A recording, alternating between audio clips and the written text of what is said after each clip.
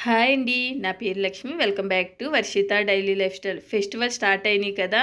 మన ఇంట్లో పచ్చి కొబ్బరి చాలా ఎక్కువగా ఉంటుంది. ఇలా పచ్చి కొబ్బరి ఎక్కువ ఉన్నప్పుడు మా గోదావరి సైడ్ చేసుకునే కజ్జికాయలు చేసుకోండి. ఇవి చాలా టేస్టీగా ఉంటాయి. చాలా సింపుల్‌గా చేసుకోవచ్చు అనమాట. చాలామంది నువ్వుల పొడి, కొబ్బరి పొడి వేసి చేస్తుంటారు. మా గోదావరి సైడు అంటే ఆంధ్రాలో ఇలా పచ్చి కొబ్బరితో లవుజ్ చేసి అది లోపల పెట్టి చేస్తారనమాట. ఇది డిఫరెంట్ టేస్ట్ ఉంటుంది. తప్పకుండా ట్రై చేయండి. ముందుగా ఈ వీడియో చూసేవారు లైక్ అయితే తప్పకుండా చేయండి. నేను కొబ్బరి చెక్కలు తీసుకున్నాక ఇలా తురుముకున్నాను. మీరు తురుముకునేది లేదు అనుకుంటే చిన్న చిన్న ముక్కలుగా కట్ చేసుకుని మిక్సీలో కూడా వేసుకోవచ్చు. అయితే కొంచెం పొడి పొడిగా వేసుకోండి.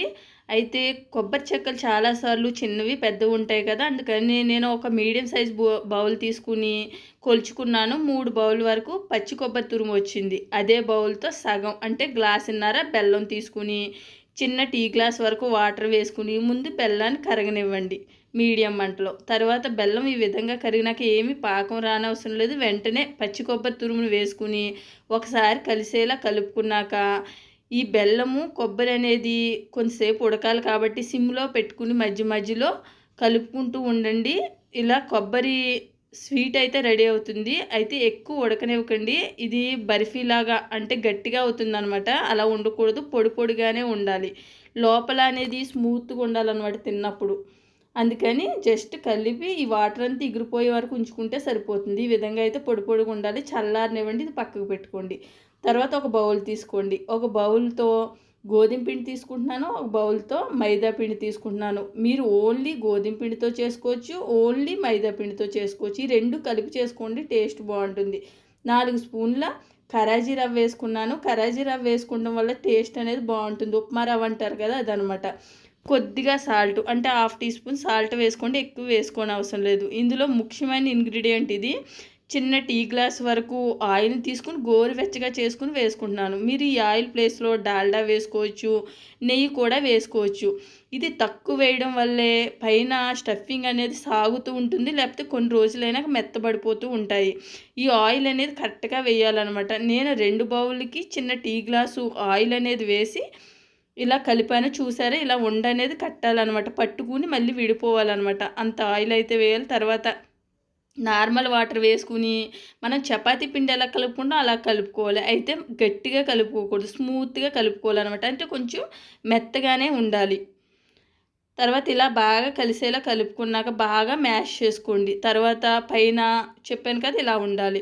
ఒక స్పూన్ ఆయిల్ వరకు వేసుకుని ఇలా స్ప్రెడ్ చేసుకుని మూత పెట్టుకుని అరగంట పక్కన పెట్టుకోండి. టైం లేకపోతే ఒక 20 మినిట్స్ అయినా పక్కకు పెట్టుకోండి. బాగా వస్తుందనమాట. ఒక అరగంట తర్వాత తీసి చూపిస్తున్నాను. ఈ విధంగా నాని ఉంటుంది. ఆల్రెడీ పచ్చి కొబ్బరితో స్వీట్ రెడీ అయింది. ఇలా మనం గోధుమ పిండి, మైదా పిండి కూడా కలిపెట్టేసుకున్నాం కదా! నాని కూడా ఉంది కాబట్టి ఇప్పుడు తయారు చేసుకుంటమే. ఇలా స్పూన్‌తో ఒక స్పూన్ వేసుకుంటే సరిపోతుందని చూపిస్తున్నాను ఇక్కడ. తర్వాత నేనైతే చిన్న చిన్న కజ్జికాయలు ఇష్టం మా ఇంట్లో. అందుకు చిన్నగా చేసుకుంటున్నాను. మీరు ఏ సైజులో కావాలంటే ఆ సైజులో చేసుకోవచ్చు. చిన్న మీడియం సైజ్ బౌల్ తీసుకుని రౌండ్‌గా చేసుకున్నాక మనం పూరి ఎలా ఒత్తుకుంటామో అలా ఒత్తుకోవాలి. అయితే మరి ఇవి బాగా పలచగా ఉండొద్దు. అలా అని బాగా దళసరిగా ఉండవద్దు. కరెక్ట్‌గా సమానంగా ఉండాలి. నేను చేసినాక చూపిస్తాను. ఈ విధంగా ఉంటే సరిపోతుంది. అయితే కజ్జికాయలు చేసుకుని ఉంటాయన్నమాట. మా ఇంట్లో కూడా ఉన్నాయి. అయితే అవి పెద్దగా వస్తాయన్నమాట. ఇలా చెక్కది వస్తాయన్నమాట. అది చపాతీ కింద చేసుకున్నాం కదా! ఇందులో వేసుకుని స్వీట్ పెట్టుకుని నొక్కేసుకుంటే సరిపోతుందనమాట. ఇవి బాగా పెద్దగా అనేది వస్తుంది కాబట్టి నేను ఇలా ఒక మూత తీసుకుని ఇలా అన్నాను. అంటే ఇలా చిన్న సైజు పూరీల్లా వస్తాయి. ఇవి చిన్న సైజులో వస్తాయి. మాకు ఇలాగే ఇష్టం కాబట్టి నేను ఇలాగే చేస్తున్నాను. మీరు ముందు చూపించినవి ఉన్నాయి కదా! అలాంటివి ఉంటే డైరెక్ట్ చేసేసుకోండి. వాటర్ తీసుకోండి. తర్వాత చివర్లో ఇలా వాటర్ పూసుకోండి. మనము ఆయిల్‌లో వేసినాక ఓపెన్ అవ్వకుండా ఉంటాయన్నమాట. తర్వాత ఒక స్పూన్ వరకు స్వీట్ వేసుకుని క్లోజ్ చేసుకోండి. వీడియోలో చూపించిన విధంగా చేసుకోండి. తర్వాత ఆల్రెడీ వాటర్ పెట్టాం కాబట్టి ఇలా ఫింగర్స్‌తో ఒత్తేసుకుని ఇలా డైరెక్ట్ డీప్ ఫ్రై చేసుకోవచ్చు. అయితే ఇలా ఒత్తేసుకున్నాక ఇంకా లుక్‌గా ఉండాలంటే ఫోర్క్ తీసుకోండి. మన ఇంట్లో ఫోర్క్స్ ఉంటాయి కదా! అవి తీసుకుని ఈ విధంగా చివర ఒత్తండి. ఒత్తితే మనం కజ్జికాయల్లో చేసుకుంటే ఎలా అయితే షేప్ వస్తుందో సేమ్ షేప్ అనేది వస్తుంది. ఇలా 2 సైడ్లు కూడా ఒత్తుకోవచ్చు.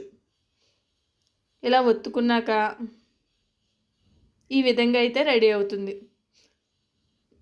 నేను ఇలా ఒక 10 వరకు చేసుకున్నాను. అన్నీ ఒకసారే చేసుకుంటే ఆరిపోతాయి అనమాట. నేను ఇలా 10 చేసుకుని ఒక పక్కన వేయించుకుంటూ, ఒక పక్కనైతే చేసుకుంటూ ఉన్నాననమాట. ఎవరైనా వేరే వాళ్ళు ఉంటే ఒకళ్ళు డీప్ ఫ్రై చేసినా ఒకళ్ళు చేస్తూ ఉండవచ్చు. అయితే చుట్టూరా ఉన్నది కదా, అది నేను డైరెక్టు ఇలా పీసుల కింద కట్ చేసేస్తున్నాను. వేయించుకోవడానికి బాగుంటుందని. మీ దగ్గర పిండి అనేది తక్కువ ఉంది అనుకుంటే దీన్ని మళ్ళీ ఒకసారి బాగా పిసుక్కుని వీటిని కూడా కజ్జికాయలా చేసుకోవచ్చు. అయితే నేను కొంచెం ఎక్కువే కలిపాను. ఎప్పటికప్పుడు ఇలా చేసేస్తున్నాను ఈజీగా ఉంటుందని. తర్వాత డీప్ ఫ్రైకి సరిపడా ఆయిల్ పెట్టుకోండి. మీరు తక్కువ ఆయిల్తో కూడా వేయించుకోవచ్చు. నేను కొంచెం తక్కువ ఆయిలే పెట్టాను. ఆయిల్ బాగా వేడెక్కినాక మీడియం మంట పెట్టుకోండి. ఆయిల్ బాగా వేడెక్కున్నప్పుడు వేసేసుకుంటే తొందరగా కలర్ వచ్చేస్తుంది. క్రిస్పీగా అనేది అవ్వదనమాట. అందుకని నేను మీడియం మంట పెట్టుకున్నాక ఒక సైడ్ కాలినాక రెండో సైడ్ తిప్పుకుని ఇలా 2 సైడ్లు బాగా వేయించుకోండి. కొంచెం స్లో మంట మీదే వేయించుకోండి. బాగా క్రిస్పీగా అయితే మరీ ఎక్కువ మాడిపోయేంత కలరు వేయించుకోకండి. ఎందుకంటే చల్లారినాక ఇంకొంచెం కలర్ అనేది వస్తాయి. ఇలా నేను తక్కువ ఆయిల్ తీసుకున్నాను కదా, 3 కజ్జికాయలు వేసి వేయించుకున్నాను. ఇవి ఇప్పుడు ఎంత క్రిస్పీగా ఉన్నాయో ఒక 10 డేస్ కూడా తర్వాత కూడా అంతే క్రిస్పీగా ఉంటాయి. ఎందుకంటే మనం ఇందులో గోరువెచ్చగున్న ఆయిల్ వేయడం వల్ల. ఇదొక్కటే చూసుకోండి, కరెక్ట్‌గా అయితే వస్తాయన్నమాట.